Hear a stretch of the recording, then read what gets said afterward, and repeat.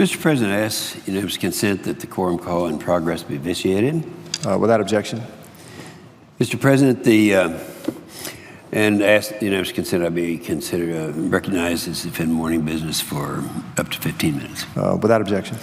All right. As Secretary of State John Kerry prepares to sign the United States onto the Paris Climate Agreement on the 22nd, that's Earth Day. That's going to be 2 days from now.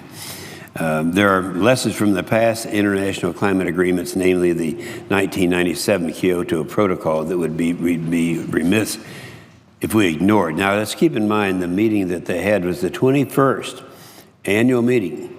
And this is the big United Nations meeting. This is when they all come in and they try to get 196 countries to come in and have mandatory emissions reductions. And it hasn't worked in 21 years, and it didn't work this year either. So it's kind of embarrassing, the situation they're facing now. It's called the Paris Agreement. What it is, it's just a political stunt for the president to do what President Clinton couldn't do with the Kyoto Protocol, and that was way back in 1997. To recap, in 1997, the United Nations Framework Convention on Climate Change adopted the Kyoto Protocol, which is set forth binding targets and timetables for greenhouse gas emission reductions for developed countries, not developing countries, but developed countries, countries like us here in the United States, European Union countries. Meanwhile, developing countries like China and India and Brazil got a free pass. In fact, the Kyoto Protocol exempted 80% of the world from greenhouse gas emission reductions. Now, that was way back in 1997. Now, I could talk extensively about how it was known then that without developing countries like the Kyoto would produce no meaningful impact on global climate change or reductions. Now, what's most important now, in advance of the Paris Agreement signing, that's going to be 2 days from now, is holding the Obama administration accountable to the lessons learned from the fallout of Kyoto. Let's not forget that the Kyoto Protocol, which was a legally binding treaty, as opposed to what they talk about now in the Paris Treaty, which is all voluntary, it was signed by the Clinton administration in late 1998, but it was never submitted to the Senate for ratification. This is because the Senate had already they knew that they weren't going to ratify it. Way back in about that time, about 1997, we had the Byrd-Hagel resolution. Now, what it said was, if you come back from Kyoto with a product that does one of two things, we won't ratify it. Now, this thing was passed 95-0 right here in this chamber. And, of course, the two things were, if you come back with something that is going to be treating developed countries differently than developing countries, we won't ratify it. Or if you come back with something that is a financial burden or hardship on us, then we won't sign it. So they knew that when they came back, it wasn't going to be signed. 95-0. Not one senator would have voted to ratify it. Now, ultimately, the 36 developed countries were legally bound to its greenhouse gas targets, and 17 of them, half of them, failed to meet the greenhouse gas targets. So first of all, they're not even meeting the targets. Some countries joining Kyoto, like Iceland, had targets that actually granted increases in greenhouse gas emissions, while others, like Russia, had a target of 0, and that required them to do nothing. So the same thing is true for Russia today with the Paris Agreement.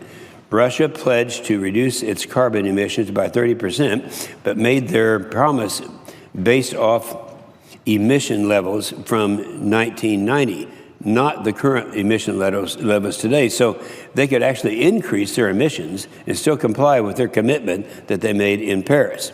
Of course, they're looking at, and I remember this from all the other meetings, that Russia is sitting back there with out through Siberia, without any development out there, and they can use that as land that is not being developed where there are no emissions. So it sounds like they're really doing something. I had an occasion many years ago to fly a small Cessna airplane around the world. I was emulating the trip Wiley Post. Wiley Post was the aviator from Oklahoma. He was the one that was flying the airplane when Will Rogers was killed. So I was going to emulate his flight around the world. And I never forget going all the way from Moscow to Providenia, across Siberia. I mean, there's time zone after time zone after time zone, and there was nothing down there. You see a bear now and then.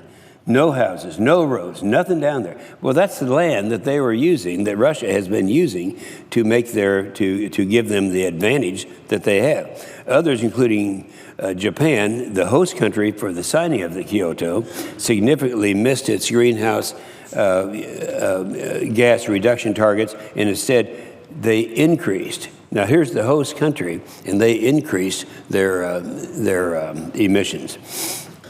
There were warning signs countries would fail to meet the Kyoto targets.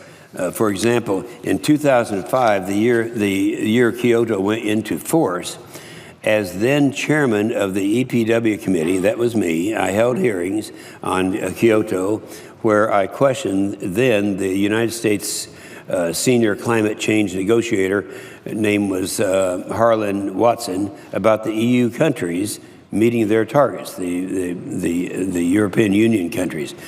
Now, Watson testified at that time only 2 of the EU countries, they were UK and Sweden, were on track to reach their targets. In other words, they all had targets, but only the 2 countries had them. Another witness, it was Dr. Margot Thorning of the American Council for Capital Formation, told the committee that we're having the hearing in our committee, that the European Union, quote, the policymakers are beginning to worry about the additional steps required to meet the targets. We now know that they were right. The EU, one of the staunchest advocates for the global greenhouse gas emission cuts, barely reached half of its required targets under Kyoto. Now, if developed countries like those in the European Union have ignored legally binding greenhouse gas emission targets in Kyoto, it's highly unlikely that they would not meet the voluntary reductions that are in the Paris Agreement. Now, within the EU, some individual countries, such as Poland, have already shown fierce opposition to the Paris Agreement due to the fact that they are reliant upon coal power for them to run their country. There has also been vigorous debate over EU emissions reductions, and so far, further cuts are off the table due to the climate leadership fatigue from Kyoto. Everybody's tired of it. Some have said Paris is different because developing countries like China agreed to the greenhouse gas targets. However, as is normally the case, you got to read a little bit closer. China's climate change commitment to peak their emissions by 2030 is business as usual. So, yeah, they signed on. They're a developing country. But what did they sign? They said, well, we agree we're going to go ahead and increase our emissions until 2030, then we'll reconsider it. After making their pledge, the New York Times uncovered that China dramatically underreported the amount of coal it burns per year, burning 17% more than what China had previously reported during its climate talks. Just last month, the London School of Economics and Political Science researcher found that it is possible that Chinese emissions have already peaked. It's no wonder when a country is bringing online a new coal-powered power plant every 10 days. Now, here's a country out there, and we keep hearing from all of our do-good friends that just give China a chance, they're going to follow our leadership. Yeah, they're going to follow our leadership, all right. They're anxious for us to come up with reductions as we chase the manufacturing base to someplace like China. They would be the recipient of that. Just think, there's a country that is actually putting online a new coal-fired plant every 10 days. Now, why would China bother putting forth such a commitment, and why would the Obama administration promote it as historic? Well, first, it is in the interest of China to ensure this commitment is ratified because it makes it more difficult for the United States and European Union to get out of economically damaging regulations. That's what I meant, how they could end up in China, our manufacturing base. Second, it's in the interest of President Obama to sign this agreement since his own legacy hinges on its ratification. For the agreement to come into force, 55 countries representing at least 55% of the emissions are going to have to sign. And we've seen this before. Think back to Kyoto. Clinton did not have the support of the Senate, yet Clinton delegated his United States ambassador to sign it. That's exactly what's happening today. Clinton doesn't want to go, or President Obama doesn't want to go down there because President Obama is fully familiar with the fact that they can't reach their targets.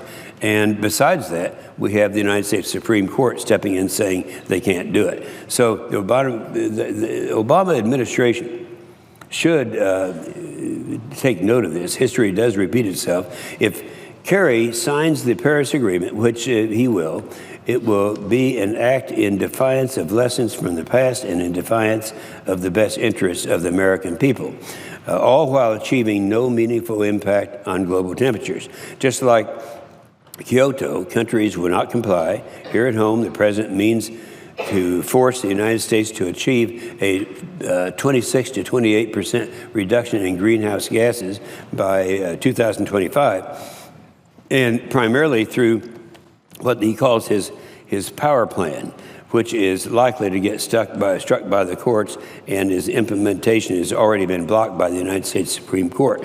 So we got a situation where we have 27 countries that have filed lawsuits against the plan, and we actually had someone from both the Chamber of Commerce, National Chamber of Commerce, and the Sierra Club before our committee just a few weeks ago, and they're saying, well, there's no way in the world that you can have this kind of a reduction. So it's dead in the water anyway. I mean, 40% is going to go business as usual. Only 15% could have an effect from the power plan. And then the rest of them, 45%, are not even in the middle of it. And besides that, the Supreme Court has now said that until all the litigation is cleared up, that nothing is going to happen. And so they've intervened in that, as well as the WOTUS regulation, which is very significant. That's the water of the United States. So it's not going to happen. They're going to have their party there, but the president's embarrassed, so he's sending John Kerry to do his dirty work, and it'll be kind of it. And, let me say that I really hope that all 196 of the countries send their representatives to New York, because I'd love to have them get to know America, travel around, spend their money, go down historic Highway 66 that goes through my state of Oklahoma, and they'll have a wonderful time while they're here, but they might as well skip the New York part. I see my good friend from Indiana is here, and with that, I will yield the floor.